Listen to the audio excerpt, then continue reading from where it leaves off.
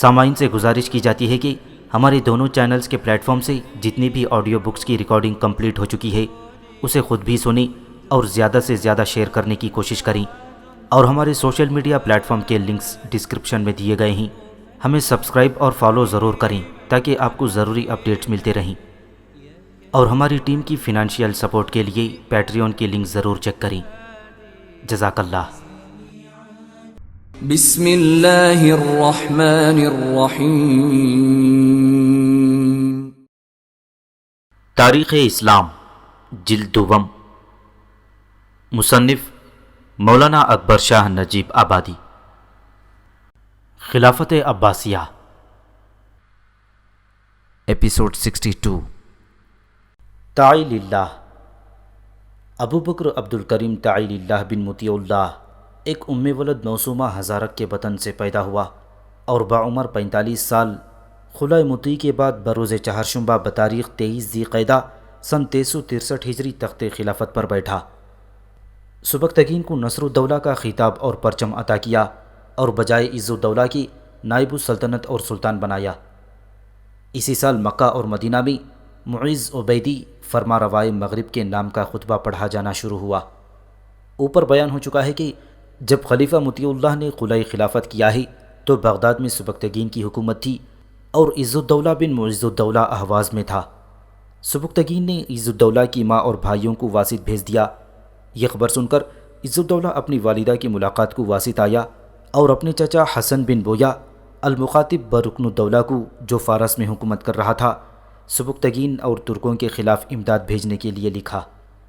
رکن الدولہ نے اپنے وزیر ابو الفتح بن حمید کو ایک فوج دے کر اپنے بیٹے عز الدولہ کے پاس اہواز میں بھیجا اور عز الدولہ کو خط لکھا کہ تم بھی فوج لے کر اور ابو الفتح کے ساتھ مل کر اپنے چچا زاد بھائی عز الدولہ کی مدد کو پہنچو۔ ادھر سبکتگین نے خلیفہ تعیل اللہ اور اس کے باپ مطیع دونوں کو ہمراہ لے کر ترکی فوج کے ساتھ واسط کی طرف کوچ کیا۔ ابو تغلب حاکم موصل نے یہ سن کر موصل سے روانہ ہو کر بغداد پر قبضہ کر لیا۔ واسط کے قریب پہنچ کر سبکتگین اور مطیع دونوں کا انتقال ہو گیا۔ ترکوں نے افتگین کو اپنا سردار بنا لیا اور واسط کا محاصرہ کر لیا۔ افتگین معز الدولہ بن بویا کا آزاد کردہ ترکی غلام تھا۔ افتگین نے 50 یوم تک نہایت سختی سے محاصرہ جاری رکھا۔ عز الدولہ مع اپنے باپ کے وزیر عبد الفتح بن حمید کے واسط پہنچا۔ عز الدولہ کے قریب پہنچنے کی خبر سن کر افتگین واسط سے محاصرہ اٹھا کر بغداد کی طرف روانہ ہوا۔ افتگین کے قریب پہنچنے کی خبر سن کر ابو تغلب بغداد چھوڑ کر موصل کو چل دیا۔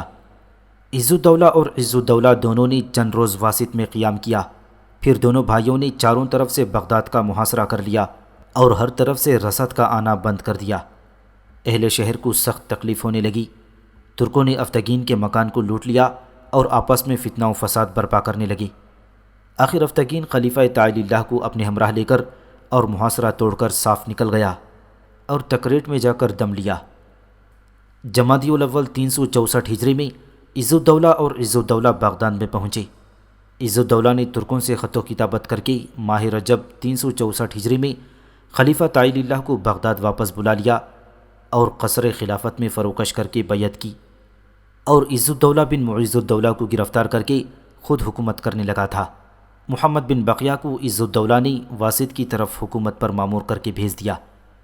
عز الدولہ کا بیٹا زبان نامی بصرہ میں حکومت کر رہا تھا۔ عز الدولہ بن معز الدولہ کا بیٹا زبان نامی بصرہ میں حکومت کر رہا تھا۔ اس نے عز الدولہ کی شکایت کی اور عز الدولہ بن معز الدولہ کے گرفتار کر کے قید کر دینے کا حال لکھ کر رکن الدولہ کے پاس بھیج دیا۔ رکن الدولہ کو سخت ملال ہوا اور عز الدولہ کو عتاب آموز فرمان لکھا۔ عز الدولہ نے اس کے جواب میں اپنے نائب رکن الدولہ کو خط لکھا۔ عز الدولہ میں ملک داری کی قابلیت اور طاقت نہ تھی۔ اگر میں دست اندازی نہ کرتا تو بنی بویا کے قبضے سے بغداد کی حکومت نکل جاتی۔ میں صوبہ عراق کا خراج 30 لاکھ درہم سالانہ ادا کرنے کا وعدہ کرتا ہوں۔ اگر آپ صوبہ عراق کی نگرانی و حکومت اپنے ہاتھ میں لینا چاہتے ہیں تو شوق سے تشریف لائیں، میں فارس چلا جاؤں گا۔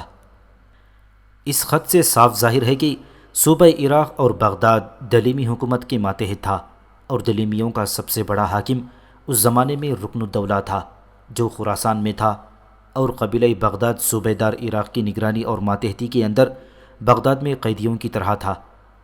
آخر رکن الدولہ کے حکم کے موافق عز الدولہ نے عز الدولہ بن معز الدولہ کو قید سے نکال کر عراق کی حکومت اس کے سپرد کی اور یہ اقرار کیا کہ عراق میں خطبہ عز الدولہ کے نام کا پڑھا جائے اور عز الدولہ بن معز الدولہ اپنے آپ کو اس کا نائب سمجھے۔ ابو الفتح کو عز الدولہ کے پاس چھوڑ کر وہ خود فارس کی طرف چلا گیا۔ افتگین ان واقعات کے بعد دمشق میں گیا اور وہاں معیز عبیدی کے عامل کو نکال کر خود دمشق پر قابض و متصرف ہو گیا۔ اہل دمشق افتگین کی حکومت سے خوش ہوئے کیونکہ وہاں روافظ اپنے اعتقادات کو زبردستی لوگوں سے منواتے اور تنگ کرتے تھے۔ افتگین کے پہنچنے سے ان کو نجات مل گئی۔ افتگین نے بجائے عبیدی سلطان کے خلیفہ طائی کے نام کا خطبہ جاری کیا۔ یہ واقعہ شعبان 364 ہجری میں وقوع پذیر ہوا۔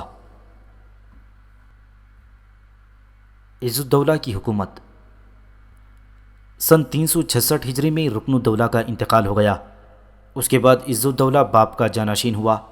عز الدولہ کے خلاف عز الدولہ بن معز الدولہ نے لشکر کی فراہمی کی تدبیریں کیں۔ عز الدولہ کے ارادوں سے مطلع ہو کر وہ بغداد پر چڑھ گیا۔ بغداد پر قبضہ کرنے کے بعد بصرہ پر بھی قابض ہو گیا۔ یہ واقعہ 366 ہجری کا ہے۔ 367 ہجری کے شروع ہونے پر عز الدولہ نے اپنے باپ کے وزیر ابو الفتح بن امید کو، جو عز الدولہ بن معز الدولہ کا ہمنوا ہو گیا تھا، پکڑ کر اندھا کر دیا اور قید میں ڈال دیا۔ پھر عز الدولہ بن معز الدولہ نے اپنے وزیر امید کو، جو عز الدولہ کا ہمساز ہو گیا تھا، اندھا کر دیا اور موصل و شام کی طرف چلا گیا۔ وہاں سے ابو تغلب والی موصل کو اپنا ہمدرد بنایا اور فوج لے کر بغداد پر حملہ آور رہا۔ عز الدولہ بن معز الدولہ کو عز الدولہ نے لڑائی میں گرفتار کر کے قتل کر دیا اور ابو تغلب کے تعاقب میں جا کر موصل و جزیرے پر قبضہ کر لیا۔ ابو تغلب آوارہ ہو کر قیصر روم کے پاس چلا گیا۔ وہاں قیصر نے اپنی لڑکی کی شادی ابو تغلب سے کر دی۔ بہرحال صوبہ موصل سے چند روز کے لیے بنو ہمدان کی حکومت منقطع ہو گئی۔ 372 ہجری میں عز الدولہ نے اپنی حکومت کے 5 برس 6 مہینے کے بعد وفات پائی اور عمرہ دولت نے اس کے بیٹے کو عز الدولہ کی جگہ مسند احمد پر بٹھا کر سمسام الدولہ کے لقب سے ملقب کیا۔ خلیفہ طائی للہ بھی رسم تعزیت ادا کرنے اور حکومت کی مبارکباد دینے سمسام الدولہ کے پاس آیا۔ سمسام الدولہ کی حکومت سمسام الدولہ کے کئی بھائی تھے، من جملہ ان کے ایک شرف الدولہ تھا۔ اس نے سمسام الدولہ کے خلاف علم بغاوت بلند کر کے فارس پر قبضہ کر لیا۔ سن 375 ہجری میں شرف الدولہ نے بغداد پر حملہ کیا۔ رمضان 376 ہجری میں شرف الدولہ نے سمسام الدولہ کو گرفتار کر کے بغداد پر قبضہ کر لیا۔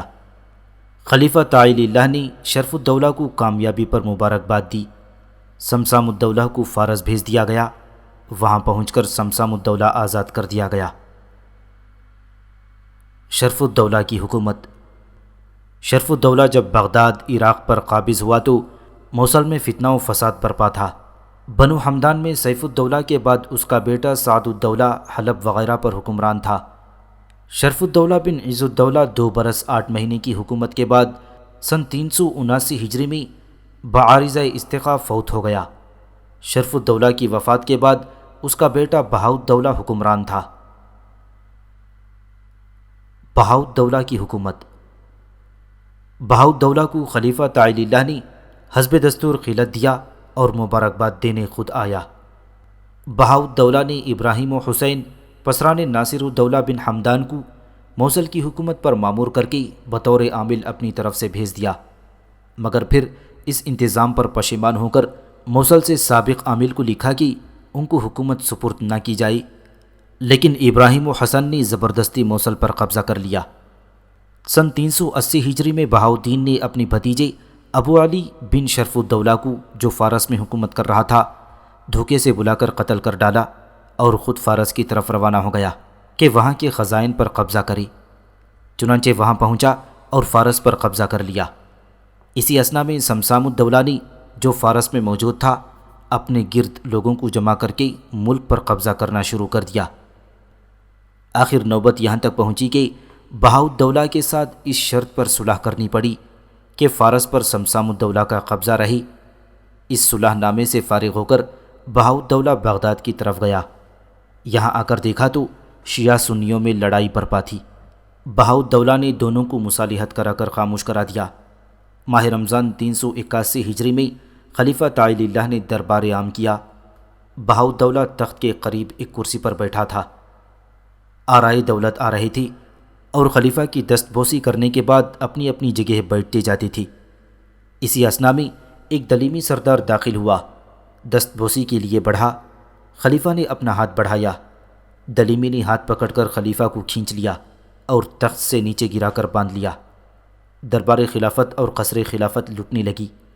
بہاؤالدولہ اپنے مکان پر آیا اور دلیمی لوگ خلیفہ کو کھینچتے اور بے عزت کرتے ہوئے بہاؤالدولہ کے مکان پر آئی اور اس نے مجبور کر کے خلیفہ تعی سے خلع خلافت کا اعلان کرا لیا اور ابوالعباس احمد بن اسحاق بن مقتدر کو بلا کر قادر باللہ کے لقب سے تخت خلافت پر بٹھا دیا۔ تعالی اللہ کو قصر خلافت کے ایک حصے میں قید و نظر بند کر دیا گیا اور اس کی ضروریات کا بندوبست کر دیا گیا۔ 392 ہجری تک تعالی اللہ اسی حالت میں رہا اور پھر فوت ہو گیا۔ قادر باللہ ابوالعباس احمد قادر باللہ اسحاق بن مقتدر سن 636 ہجری میں ایک ولد موسومہ تمنی کے بطن سے پیدا ہوا اور 12 رمضان 381 ہجری میں تخت خلافت پر بیٹھا۔ صاحب دیانت سیاستدان تھا، نماز تہجد کبھی قضا نہیں کی، اعلیٰ درجے کا فقیہ تھا۔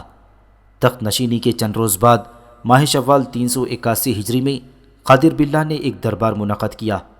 اس میں بہاؤالدولہ اور خلیفہ قادر باللہ نے ایک دوسرے کے وفادار رہنے کی قسمیں کھائیں۔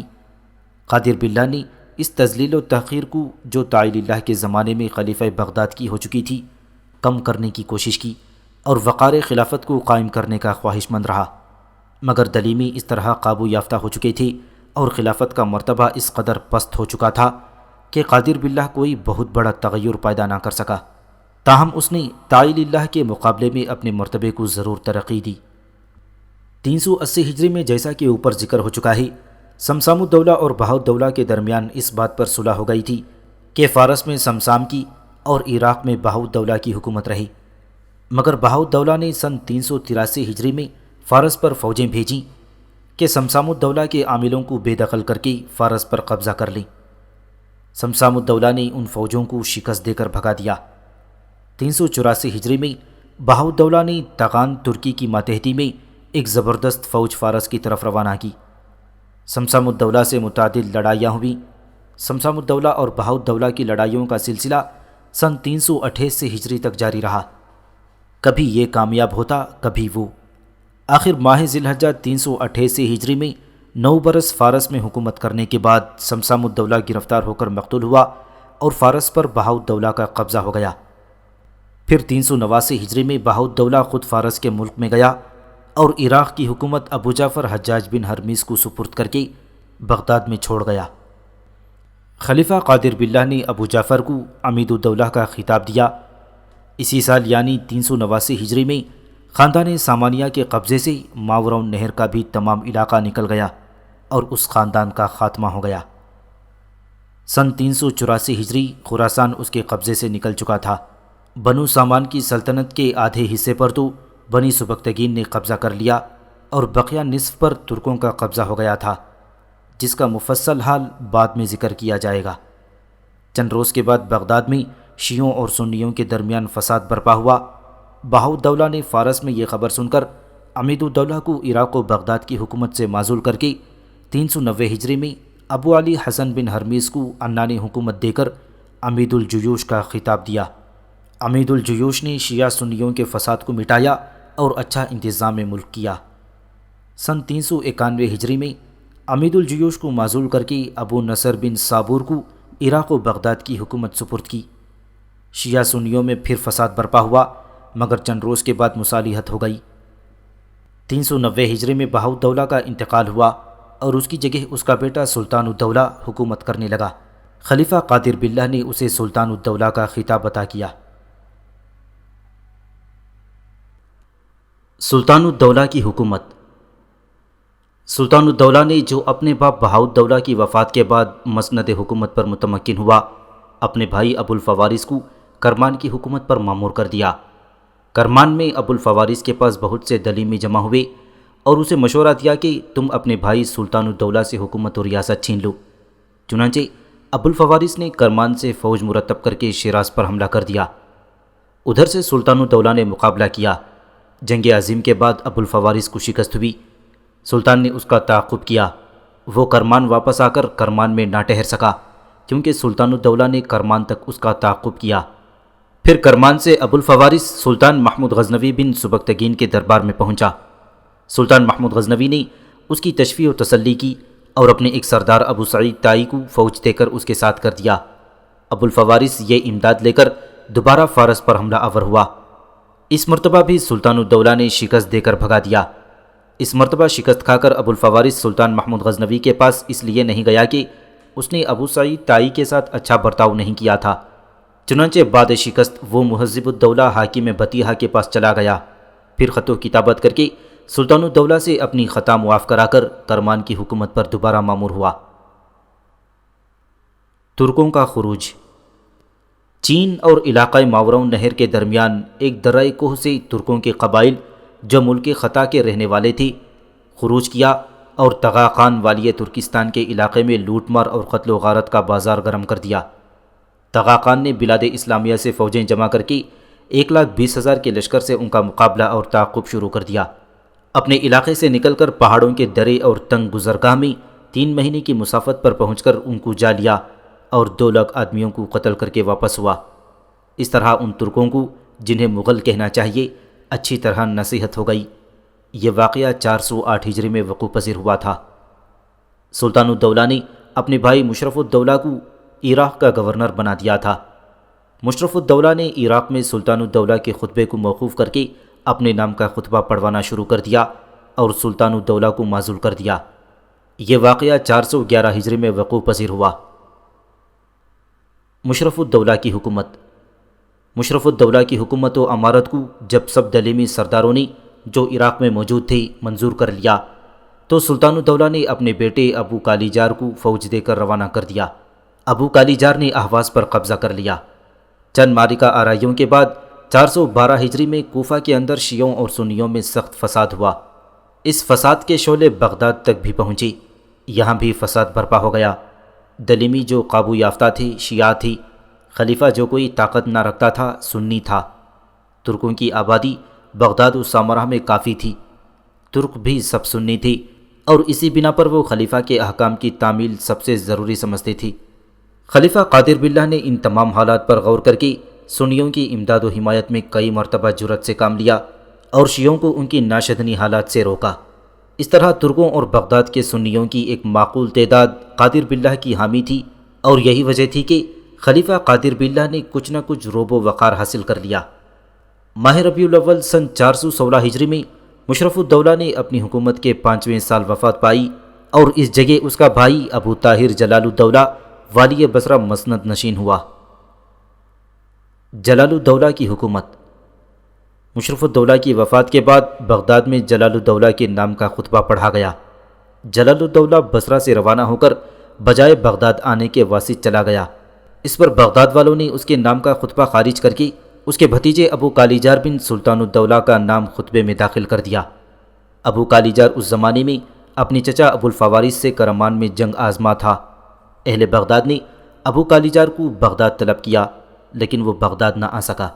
یہ سن کر جلال الدولہ واسط سے بغداد کی طرف روانہ ہوا۔ بغداد کی فوجوں نے اس کو بغداد میں داخل نہیں ہونے دیا اور شکست دے کر واپس کر دیا۔ جلال الدولہ پھر بصرہ چلا گیا۔ جب اہل بغداد کو ابو کالیجار کے آنے سے مایوسی ہوئی تو خراسانیوں، ترکوں اور دلیمیوں نے مل کر یہ مشورہ کیا کہ جلال الدولہ کے واپس کر دینے کے بعد اب بہت زیادہ ممکن ہے کہ کوئی کرد یا عرب سردار بغداد پر مستولی ہو جائے۔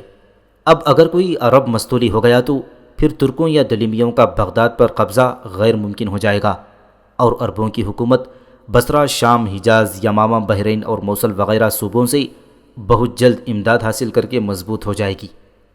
یہ سوچ کر کہ جلال الدولہ کے پاس خطوط روانہ کیے گئے اور اسے بلا تعامل بغداد کی طرف آنے کی دعوت دی گئی۔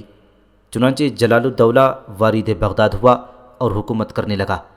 اس کا نام خطبوں میں داخل ہوا۔ سن 418 ہجری میں جلال الدولہ نے حکم دیا کہ نماز 5 وقتہ میں نقارہ بجایا جائے۔ خلیفہ قادر باللہ نے اسے بدعت ہونے کی وجہ سے سخت ناپسند کیا اور اس حکم کو واپس لینے کی تاکید جلال الدولہ کو کی گئی۔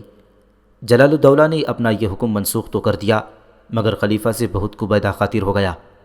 چند روز کے بعد پھر خلیفہ نے اجازت دے دی اور جلال الدولہ نے نقارہ بجنے کا حکم جاری کر دیا۔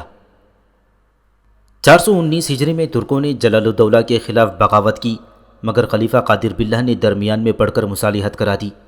اس کے بعد ابو کالیجار نے عراق پر حملہ کر دیا۔ جلال الدولہ نے اس کے مقابلے پر فوجیں روانہ کی۔ اس طرح لڑائیوں کا سلسلہ جاری ہوا، دونوں ایک دوسرے سے لڑتے رہی۔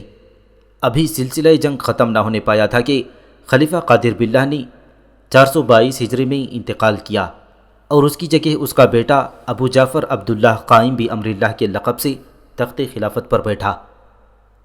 شیخ تقی الدین صلاح نے قادر باللہ کو فقہائے شافعیہ میں شمار کیا ہے۔ قائم بامر اللہ، ابو جعفر عبداللہ قائم بامر اللہ بن قادر باللہ 5 ذی القعدہ سن 391 ہجری میں ایک ارمنی ام ولد موسومہ بدر الدجا کے بطن سے پیدا ہوا تھا۔ خوبصورت، عابد، زاہد، صابر، ادیب، خوش خط، سخی، صدقہ دینے والا، احسان کرنے والا شخص تھا۔ جلال الدولہ کے قوائی حکمرانی خود کمزور ہو گئی تھی، اس کی فوج میں آئے دن بغاوت برپا رہتی تھی۔ 425 ہجری میں جلال الدولہ نے خود بغداد کے محلہ کرخ میں اقامت اختیار کی اور ارسلان ترکی المعروف بصاصری کو بغداد کے حصہ غربی میں مامور کر دیا۔ بصاصری نے غلبہ اور تسلط حاصل کر کے اہل بغداد کو بہت ستایا اور خلیفہ کو بھی تنگ رکھا اور انواع و اقسام کی گستاخیاں کر کے خلیفہ کو بالکل بے دست و پا اور مثل قیدی بنا دیا۔ شیعہ سنیوں میں فسادات برپا ہوئے۔ بصاصری بھی چونکہ شیعوں کا حامی تھا اس لیے سنیوں کو بڑے بڑے نقصانات برداشت کرنا پڑے۔ 427 ہجری میں فوج نے بغاوت کی اور جلال الدولہ کے مکان کا محاصرہ کر کے لوٹ لیا۔ جلال الدولہ تکریہ چلا گیا۔ خلیفہ قائم بامر اللہ نے بیچ میں پڑھ کر فوج کے ترکوں اور جلال الدولہ میں مصالحت کرا دی۔ 428 ہجری میں جلال الدولہ اور اس کے بھتیجے ابو کالیجار میں مصالحت ہو گئی اور ایک دوسرے نے اتحاد و اتفاق کے قائم رکھنے کی قسمیں کھائیں۔ 426 ہجری میں جلال الدولہ نے خلیفہ قائم بامر اللہ سے درخواست کی کہ مجھے ملک الملوک کا خطاب دیا جائے۔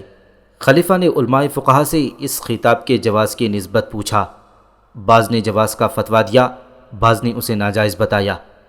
آخر خلیفہ نے جلال الدولہ سے مجبور ہو کر سب کی رائے پر یہ عمل کیا اور جلال الدولہ کو ملک الملوک کا خطاب دے دیا۔ سن 31 ہجری میں ابو کالیجار نے بصرہ پر فوج کشی کر کے وہاں کے عامل کو بے دخل کر کے قبضہ کر لیا اور اپنے بیٹے عز الملک کو بصرہ کی حکومت سپرد کر کے خود اہواز کی جانب چلا گیا۔ اسی سال تغرل بیگ سلجوقی نے خراسان میں سلطان مسعود بن محمود سبکتگین کے سپہ سالار کو شکست دے دی اور نیشاپور پر قابض ہو گیا اور خراسان پر مستولی ہو کر سلطان اعظم کے لقب سے مشہور ہوا۔ اسی سال تغرل بیگ اور جلال الدولہ کے درمیان صلح نامہ لکھا گیا اور خلیفہ نے اپنے خاص ایلچی قاضی ابو الحسن کو تغرل بیگ کے پاس روانہ کر دیا۔ ماہ شعبان 435 ہجری میں جلال الدولہ نے وفات پائی اور لوگوں نے اس کے بیٹے ابو منصور ملک العزیز کو جلال الدولہ کا قائم مقام بنا دیا، مگر ملک العزیز لشکریوں کو ان کے حسب منشا انعام و وظائف نہ دے سکا۔ لشکر میں بددلی پیدا ہو گئی۔ اس موقع سے فائدہ اٹھا کر ابو کالیجار نے بہت سا مال سرداران فوج کے پاس بغداد میں بھیج دیا اور اس کے نام کا خطبہ پڑھا گیا۔ ماہ صفر 436 ہجری میں وہ بغداد میں داخل ہو گیا اور خلیفہ نے اسے محی الدین کا خطاب عطا کر دیا۔ 439 ہجری میں ابو کالیجار المخاطب محی الدین بن سلطان الدولہ بن بہاؤالدولہ بن عز الدولہ بن رکن الدولہ بن بویا دلیمی نے سلطان تغرل بیگ سے اپنی بیٹی کا عقد کر کے مصالحت کر لی۔ ابو کالیجار کی حکومت۔ ابو کالیجار نے نائب السلطنت بن کر اصفہان و کرمان کے علاقوں پر اپنی تدبیر و رائے اور چالاکی اور فوج کشی وغیرہ کے ذریعے قبضہ کر لیا اور 4.25 برس حکومت کر کے 440 ہجری میں فوت ہوا۔ اس کی جگہ بغداد میں اس کا بیٹا ابو نصر فیروز مسند نشین ہوا اور ملک الرحیم اپنا لقب رکھا۔ ملک الرحیم کی حکومت۔ ملک الرحیم نے بغداد و عراق میں حکومت شروع کی اور اس کے دوسرے بھائی نے شیراز پر قبضہ کر لیا۔ اسی سال اہل بغداد میں سخت فساد برپا ہوا۔ یہ وہی شیعہ سنی کا جھگڑا تھا۔ اس کے بعد ملک الرحیم نے اپنے بھائی ابو منصور خسرو پر، جس نے شیراز پر قبضہ کر لیا تھا، چڑھائی کر کے لڑائیاں ہوئیں۔ اس کے بعد ملک الرحیم کے دوسرے بھائیوں اور رشتہ داروں نے عراق میں علم بغاوت بلند کر دیے۔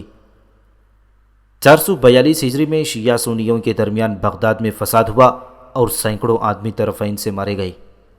اسی سال سلطان تغرل بیگ نے اصفہان پر قبضہ کر لیا اور اپنے بھائی ارسلان بن داؤد کو بلاد فارس کی طرف روانہ کر دیا۔ ارسلان بن داؤد نے 444 ہجری میں صوبہ فارس پر قبضہ کر لیا۔ خلیفہ قائم بامر اللہ نے سلطان تغرل بیگ کے پاس ان تمام صوبوں کی سند حکومت بھیج دی جو اس نے فتح کر لیے تھی۔ 443 ہجری میں عید کے موقع پر سلطان تغرل بیگ بغداد میں آیا اور خلیفہ کی دست بوسی کا فخر حاصل کیا اور خلعت و اعزاز سے مشرف ہو کر واپس چلا گیا۔ 445 ہجری میں بغداد کے اندر شیعہ سنیوں میں ایک بڑا فساد برپا ہوا اور بغداد کے کئی محلے اس فساد میں جل کر خاک و سیاہ ہو گئے۔ خلیفہ قائم بامر اللہ نے اس فساد کو بمشکل فرو کیا۔ ملک الرحیم شیراز اور بصرہ وغیرہ میں اپنے بھائی بھتیجوں سے مصروف جنگ رہا، یہاں تک کہ 447 ہجری کا زمانہ آ گیا۔ اس عرصے میں سلطان تغرل بیگ نے آذربائیجان و جزیرہ پر قبضہ کر لیا، رومیوں پر جہاد کیا، وہاں سے بے قیاس مال و دولت حاصل کرنے کے بعد خراسان و فارس کے قبضے کو مکمل کر کے موصل و شام پر قبضہ کر لیا۔ حج ادا کرنے کے لیے بیت اللہ شریف آ گیا، وہاں سے واپس ہو کر رے اور خراسان کے انتظام و اہتمام کی طرف متوجہ ہوا۔ بغداد اور اس کے نواح میں اوباشوں اور بدماشوں نے بڑی بدامنی پیدا کر رکھی تھی۔ 447 ہجری میں تغرل بیگ نے خلیفہ قائم بامر اللہ کی خدمت میں اطاعت و عقیدت کا ایک خط بھیجا۔ اسی زمانے میں ملک عبد الرحیم بصرہ سے بغداد آیا اور خلیفہ کو مشورہ دیا کہ تغرل بیگ سے مراسم اتحاد کا قائم رکھنا ضروری ہے۔ خلیفہ نے ماہ رمضان المبارک 447 ہجری میں یہ حکم دے دیا کہ سلطان تغرل بیگ کا نام خطبوں میں لیا جائے۔ سلطان تغرل بیگ یہ سن کر خوش ہوا اور خلیفہ سے حاضری کی اجازت طلب کی۔ خلیفہ نے اجازت دی اور سرداران لشکر بغداد نے سلطان تغرل بیگ کے پاس اپنی اطاعت و فرمانبرداری کے اظہار میں عریضے روانہ کر دیے۔ 25 رمضان سن 447 ہجری کو بغداد میں سلطان تغرل بیگ کے استقبال کا اہتمام کیا گیا۔ بصاصری چونکہ شیعہ تھا اور حاکم مصر عبیدی سے سازش رکھتا تھا، اس نے بغداد میں فساد برپا کرا دیا۔ تغرل بیگ نے وارد بغداد ہو کر ہر طرح کا انتظام کیا، دلبیوں کے زور قوت کو توڑا۔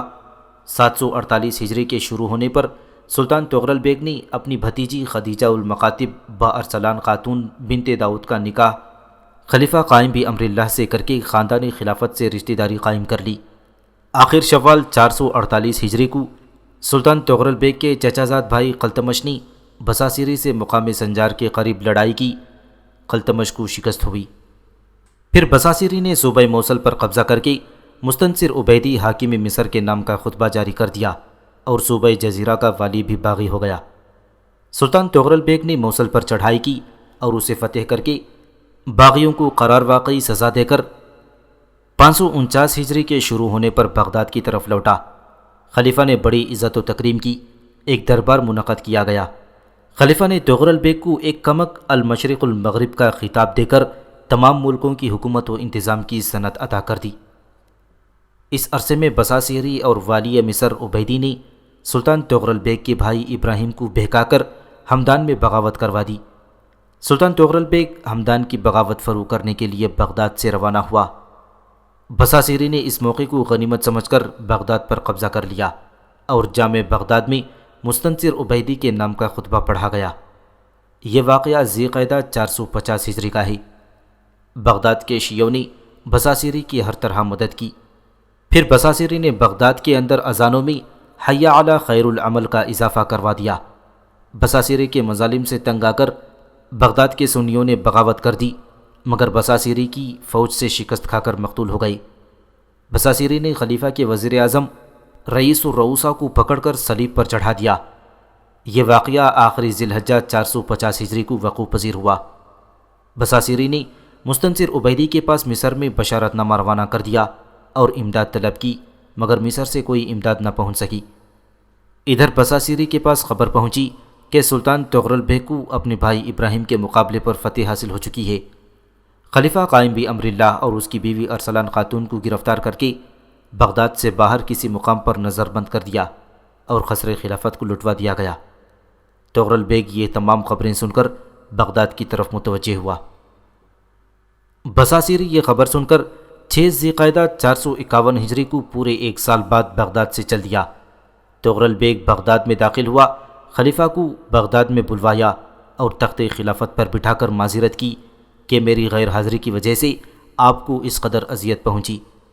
اس عرصے میں داؤد برادر تغرل بیگ کا خراسان میں انتقال ہو گیا۔ 25 ذی القعدہ سن 451 ہجری کو خلیفہ قائم بھی امر اللہ بغداد میں داخل ہوا۔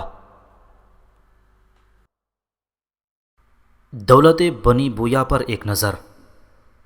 بویا ماہی گیر دلیمی کی اولاد کا حال مذکور ہو چکا ہے۔ انہی لوگوں نے خلافت پر مستولی ہو کر خلافت کی عزت کو خاک میں ملا دیا۔ 100 برس سے زیادہ عرصے تک یہ لوگ خلیفہ بغداد اور عراق و فارس پر قابض و متصرف رہے۔ یہ لوگ شیعہ تھے، اس لیے سنیوں کو اس 100 سال کے عرصے میں جو اذیتیں پہنچی ہیں ان کا تصور بہت ہی درد انگیز ہے، مگر ان کے دور حکومت میں الویوں کو کوئی خاص نفع نہیں پہنچا۔ یہ لوگ اگرچہ محب اہل بیت ہونے کا دعویٰ کرتے تھے، مگر انہوں نے کسی الوی کو طاقتور بنانے اور برسر حکومت لانے کی کوشش نہیں کی۔ ان میں بعض شخص علم دوست بھی مشہور ہیں اور ان کے زمانے میں بعض مدارس بھی جاری ہوئے تھی، مگر ان سب پر مجوسیت غالب تھی اور انہوں نے حکومت عباسیہ کو مٹا کر اپنی قوم و خاندان کی حکومت قائم کرنے کی کوشش کی۔ ان کے زمانے میں عربی سیادت کے تمام نقوش مٹ گئے تھے۔ ان کے کارناموں میں سب سے بڑا کارنامہ یہ ہے کہ انہوں نے 100 برس سے زیادہ عرصے تک شیعہ و سنیوں کو برسر جنگ رکھا اور مذاہب اسلام میں بعض ایسی شرکیہ مراسم جاری کیے جو آج تک مسلمانوں کے گلے میں طوق لعنت بنی ہوئی پڑی ہیں۔ ان کی حکومت کا دائرہ فارس و عراق سے باہر تک نہیں پہنچا۔ خراسان و ماوراء النہر پر ان کو حکومت کرنی نصیب نہیں ہوئی۔ شام و حجاز بھی ان کے اثر سے پاک رہا۔ ان کی حکمرانی کے 125 برس بد نظمی، لوٹ مار اور فتنہ و فساد سے لبریز ہیں، لہذا خاندان بویا مسلمانوں کے لیے کوئی مبارک خاندان نہ تھا۔ ان لوگوں نے مسلمانوں کے رعب و وقار اور اسلامی سلطنت کی عظمت کو برباد کرنے میں سب سے زیادہ کام کیا اور ایسی کوئی یادگار نہ چھوڑی جس پر آج مسلمان فخر کر سکیں۔ بہرحال 447 ہجری میں اس خاندان کی حکومت کا خاتمہ ہو گیا اور اس کی جگہ سلجوقیہ حکومت قائم بھی امر اللہ کے عہد خلافت میں قائم ہو گئی۔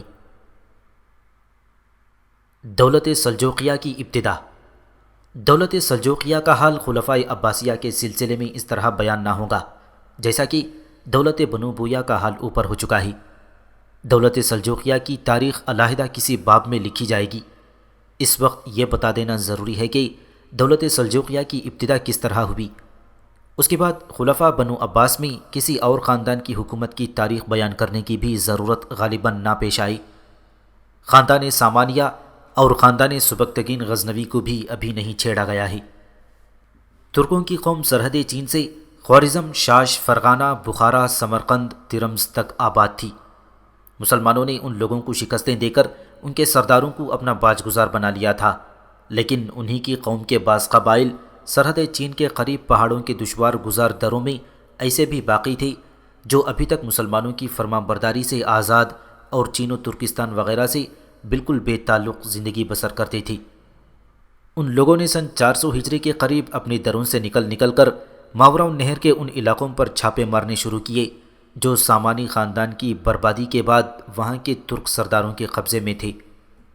ان علاقوں میں اسلام پھیل چکا تھا۔ سب سے بڑا سردار ایلق خان اس طرف حکمران تھا اور لوٹ مار کی چار نے بار بار ان ترکوں کو جو ابھی تک اسلام سے ناآشنا زندگی بسر کر رہے تھے ترکستان و ماوراء النہر پر حملہ آور کیا۔ پھر 418 ہجری تک یہ ترک اپنے پہاڑی دروں سے نکل کر آذربائیجان تک پہنچ گئے تھے اور ملک کی عام بد نظمی اور خلافت اسلامیہ کی کمزوری نے ان کو دور دور تک پہنچنے اور آباد علاقوں کو لوٹنے کا موقع فراہم کر دیا۔ 418 ہجری میں ان لٹیروں ترکوں کا ایک شریف و معزز قبیلہ جو ابھی تک اپنی جگہ سے نہ ہلا تھا ترکستان کی طرف متوجہ ہوا اور بخارا سے 20 فرسنگ کے فاصلے پر ایک سبزہ زار میں سر راہ گزر مقیم ہوا۔ اس قبیلے کے سردار کا نام سلجوق تھا۔ یہ لوگ اپنے پیشرو ترکوں کی نسبت مہذب اور شریف الطبع تھی، ان کے مویشی ان کے ہمراہ تھی، ان کی جمعیت کثیر تھی، ان کے جسم زیادہ مضبوط، اور یہ لوگ شریف و معزز ہونے کی وجہ سے زیادہ بہادر بھی تھے۔ سلطان محمود غزنوی کے عامل طاؤس نے محمود غزنوی کو اس نئے قبیلے کے آنے کی اطلاع دی اور لکھا کہ ان لوگوں کا بخارا کے متصل خیمہ زن ہونا خطرے سے خالی نہیں۔ سلطان محمود غزنوی نے اس طرف خود توجہ کی اور وہاں پہنچ کر ان ترکوں کے پاس پیغام بھیجا کہ اپنا ایک نمائندہ ہمارے دربار میں بھیجو۔ پھر وہاں سے ارسلان بن سلجوق یا اسرائیل بن سلجوق دربار محمودی میں حاضر ہوا۔ محمود غزنوی نے اسے بطور یرغمال اور بطور ضمانت امن و امان گرفتار کر کے ہندوستان کے قلعے میں بھیج دیا۔ 2-3 سال کے بعد محمود غزنوی فوت ہو گیا اور ترکوں کا یہ قبیلہ اپنے سامنے خراسان کے میدانوں کو سہل الحصول دیکھ کر خراسان میں پھیل گیا۔ جو قبائل ان سے پہلے آ کر خراسان میں مصروف و غارت گیری کرتے تھے وہ بھی سب آ کر ان میں شامل ہونے شروع ہو گئے۔ محمود غزنوی کے بیٹے مسعود غزنوی نے ان کو روکا ٹوکا اور متعدد لڑائیاں ہوئیں، مگر بالآخر انہوں نے غزنویوں کو خراسان سے بے دخل کر کے خراسان پر قبضہ کر لیا۔ محمود غزنوی کی اولاد دم بدم کمزور ہوتی گئی اور انہوں نے اس قبیلے یعنی سلجوقی سے صلح کر کے خراسان سے دستبردار ہو جانے کو غنیمت سمجھا۔ بویا کی اولاد آپس کی خانہ جنگی میں مبتلا تھی، نیز اس میں سلجوقیوں کے مقابلے کی قابلیت و ہمت بھی نہ تھی، لہٰذا سلجوقیوں نے حیرت انگیز طور پر ترقی کے مدارج طے کیے۔ بغداد میں چونکہ عباسی خلیفہ موجود تھی اس لیے سلجوقیوں کے دلوں میں اس کا ادب بہت زیادہ تھا۔ سلجوقی قبیلہ ایک ملک گیری کا سلسلہ شروع کرنے سے پہلے ہی نواح بخارا کے میدانوں میں اسلام کو قبول کر چکا تھا اور شیعوں کے اثر سے متاثر نہ ہوا تھا، کیونکہ ماورا النہر اور بخارا وغیرہ میں تمام مسلمان سنی مذہب رکھتے تھے اور یہی سلجوقیوں کا مذہب تھا۔ جو لوگ بنو بویا کے مظالم سے تنگ آ چکے تھے انہوں نے بھی سلجوقیوں کو اپنے لیے فرشتہ رحمت سمجھا۔ سلجوقیوں کے سردار طغرل بیگ نے خراسان، آذربائیجان، جزیرہ وغیرہ کو اول فتح کر کے اپنی طاقت کو بڑھایا۔ اس کے بعد جیسا کہ اوپر بیان ہو چکا ہے کہ وہ بغداد کی طرف متوجہ ہوا۔ اس طرح دلیمیوں کو بے دخل کر کے بغداد میں خود نائب سلطنت کا مرتبہ پایا اور ایک عرصہ دراز تک اس کے خاندان میں حکومت رہی، اور اس کے جانشین الپ ارسلان سلجوقی نے دریائے ڈینوب سے دریائے سندھ تک ایک عظیم الشان سلطنت جو ہر طرح نہایت مضبوط و باہیبت تھی قائم کر دی۔ بہرحال اب ہم کو خلیفہ قائم بھی امر اللہ کے بقیہ حالات کی طرف ملتفت ہونا چاہیے۔ سن 451 ہجری میں سلطان طغرل کے بھائی چغری بیگ داؤد والی خراسان نے غزنوی سلطان سے صلح کی، اور اسی سال ابو الفضل بیہقی نے جو سلطان مسعود غزنوی کا میر منشی تھا بعہد سلطان ابراہیم غزنوی کے تاریخ بیہقی تصنیف کی۔ چغری بیگ داؤد کے انتقال پر سلطان طغرل بیگ نے اپنی بھاوج والدہ سلیمان سے نکاح کر لیا۔ اسی سال یعنی ماہ ذی الحجہ 451 ہجری میں سلطان طغرل بیگ نے بصاصیری کو، جبکہ وہ کوفہ میں پہنچ کر قتل و غارت گیری میں مصروف تھا، اس پر حملہ کر کے اسے گرفتار و قتل کر دیا اور اس کا سر کاٹ کر بغداد بھیج دیا، جہاں وہ قصر خلافت کے دروازے پر لٹکا دیا گیا۔ 452 ہجری میں سلطان طغرل بیگ نے بغداد کے انتظام سے فارغ ہو کر واسط کی طرف کوچ کیا۔ وہاں کے انتظام سے فارغ ہو کر ربیع الاول 452 ہجری میں بلاد جہل اور آذربائیجان کی طرف روانہ ہوا۔ پھر 15 ربیع الاول 453 ہجری کو ابو الفتح بن احمد اہواز سے بغداد آیا اور خلیفہ نے اسے قلمدان و وزارت عطا کر دیا۔ چند ہی روز بعد ابو نصر بن جبر بن مروان کو فخر الدولہ کا خطاب دے کر عہدہ وزارت دیا گیا اور ابو الفتح معزول ہو کر اہواز چلا گیا۔ 453 ہجری میں سلطان طغرل بیگ نے اپنی بیوی یعنی والدہ سلیمان کے فوت ہونے پر ابو سعد قاضی رے کی معرفت خلیفہ کی خدمت میں پیغام بھیجا کہ اپنی بیٹی سیدہ کا نکاح مجھ سے کر دیجیے۔ خلیفہ نے انکار کیا۔ اس کے بعد طغرل بیگ نے اپنے وزیر امید الملک کندری کو بھیجا۔ امید الملک نے جمادی الاخر 454 ہجری تک بغداد میں مقیم رہ کر خلیفہ کو آمادہ کرنے کی ہر طرح کی کوشش کی، مگر ناکام رہا اور طغرل بیگ کی خدمت میں واپس گیا۔ طغرل بیگ نے بغداد کے قاضی القضات اور شیخ ابو منصور بن یوسف کے نام عتاب آمیز خطوط روانہ کر دیے۔ ان لوگوں نے بارگاہ خلافت میں حاضر ہو کر خلیفہ کی لڑکی کے نکاح کر دینے کی ترغیب دی۔ خلیفہ نے یہ دیکھ کر کہ اب یہ معاملہ طول کھینچے گا اسی کو مناسب سمجھا کہ تغرل بیگ کے ساتھ اپنی لڑکی کی شادی کر دی جائے۔ اس کے علاوہ خلیفہ کی بیوی اور ارسلان خاتون بھی، جو تغرل بیگ کی بھتیجی تھی، خلیفہ کو آمادہ کر رہی تھی۔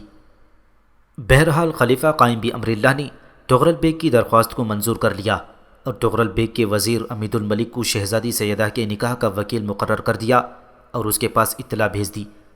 چنانچہ ماہ شعبان 454 ہجری میں تبریز کے کیمپ میں خلیفہ کی بیٹی اور تغرل بیگ کا نکاح ہو گیا۔ اس نکاح کے بعد تغرل بیگ نے خلیفہ اور خلیفہ کی بیٹی کے لیے مال اور اسباب اور زر و جواہرات ہدیہ بھیجے اور اپنی فوت شدہ بیوی کی تمام جاگیریں سیدہ بنت خلیفہ قائم بامر اللہ کے نام منتقل کر دیں۔ اس کے بعد ماہ محرم 455 ہجری میں سلطان تغرل بیگ آرمینیا سے بغداد کی جانب روانہ ہوا اور شہزادی کی رخصتی عمل میں آئی۔ تغرل بیگ ماہ ربیع الاول تک بغداد میں رہا۔ اس کے بعد بلاد جبل کی طرف ماں اپنی بیوی سیدہ خاتون کے روانہ ہوا۔ جس وقت رے میں پہنچا بیمار ہو گیا اور 8 رمضان 455 ہجری کو فوت ہو گیا۔ تغرل بیگ کے کوئی اولاد نہ تھی۔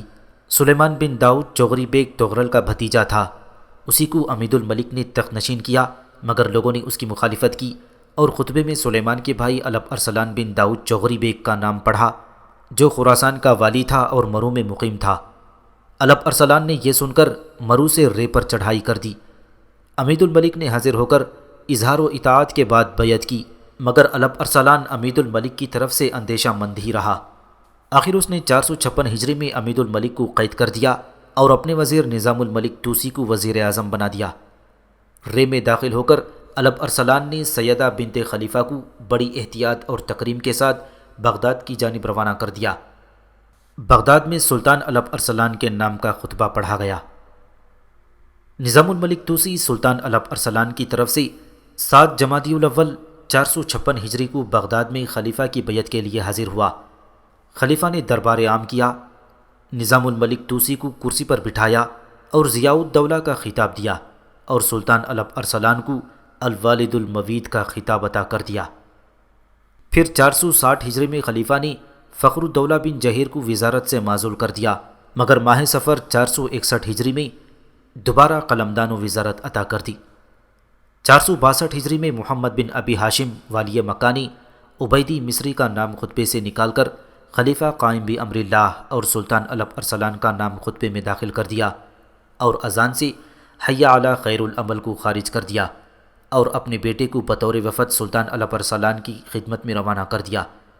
سلطان نے خوش ہو کر خلعت عطا کیا، 30,000 دینار بطور انعام دیے اور 10,000 سالانہ تنخواہ مقرر فرمائی۔ 463 ہجری میں حلب کے اندر بھی خلیفہ قائم بامر اللہ اور سلطان الپ ارسلان کا خطبہ پڑھا گیا۔ 462 ہجری میں قیصر روم ارمانوس نے 2 لاکھ کی فوج سے صوبے پر حملہ کر دیا۔ قیصر ارمانوس کے ہمراہ فرانس اور روس کے بادشاہ بھی شامل تھے۔ سلطان الپ ارسلان نے صرف 15,000 فوج سے اس 2 لاکھ کے لشکر عظیم کو شکست دی۔ روس کے بادشاہ کو گرفتار کر کے اس کے کان اور ناک کاٹ دیے گئے۔ ارمانوس کو گرفتار کر کے اور اطاعت و فرمانبرداری کا اقرار لے کر چھوڑ دیا گیا۔ رومیوں کو ایسی عظیم الشان شکست دینے کے بعد سلطان الپ ارسلان نے 465 ہجری میں ماوراء النہر کا قصد کیا۔ دریائے جیہون کا پل باندھ دیا گیا۔ 20 دن میں سلطانی لشکر نے اس پل کے ذریعے دریا کو عبور کیا۔ ایک قلعے دار یوسف خوارزمی مجرمانہ حیثیت سے سلطان کے دربار میں پیش کیا گیا۔ سلطان نے کہا کہ اسے چھوڑ دو، میں اس کو تیر کا نشانہ بناؤں گا۔ اتفاقاً تیر خطا ہو گیا۔ یوسف نے دوڑ کر سلطان کے خنجر مارا، سلطان زخمی ہوا اور حاضرین دربار نے یوسف کو مار ڈالا، مگر سلطان اس زخم کے صدمے سے 10 ربیع الاول 665 ہجری کو فوت ہو گیا۔ اس کی لاش مرو میں لا کر دفن کی گئی۔ اس کا بیٹا ملک شاہ باپ کی جگہ تخت نشین ہوا۔ خلیفہ قائم بامر اللہ نے ملک شاہ کے پاس عہد نامہ اور بوائی سلطنت بھیجے۔ پھر 15 شعبان 667 ہجری کو خلیفہ قائم بامر اللہ نے فسد کھدوائی، اس کے بعد سو گیا۔ اتفاقاً رگ نشتر زدہ سے پھر خون جاری ہو گیا اور اس قدر خون جسم سے خارج ہو گیا کہ امید زیست منقطع ہو گئی۔ اسی وقت اراکین سلطنت بلوائے گئے اور خلیفہ قائم بامر اللہ کے پوتے ابو القاسم بن ذخیرہ الدین محمد بن قائم بامر اللہ کی ولی عہدی کی بیعت لی گئی۔ دوسرے دن خلیفہ کا انتقال ہو گیا۔ قائم بھی امر اللہ کا صرف ایک ہی بیٹا تھا جس کا نام ذخیرۃ الدین محمد تھا۔ وہ باپ کے سامنے ہی فوت ہو گیا تھا۔ اس کی وفات کے 6 ماہ بعد اس کا بیٹا ابو القاسم عبداللہ پیدا ہوا تھا۔ ابو القاسم نے تخت خلافت پر جلوس کیا اور مقتدی بھی امر اللہ کا لقب اختیار کیا۔ خلیفہ قائم بھی امر اللہ نے 45 سال خلافت کی تھی۔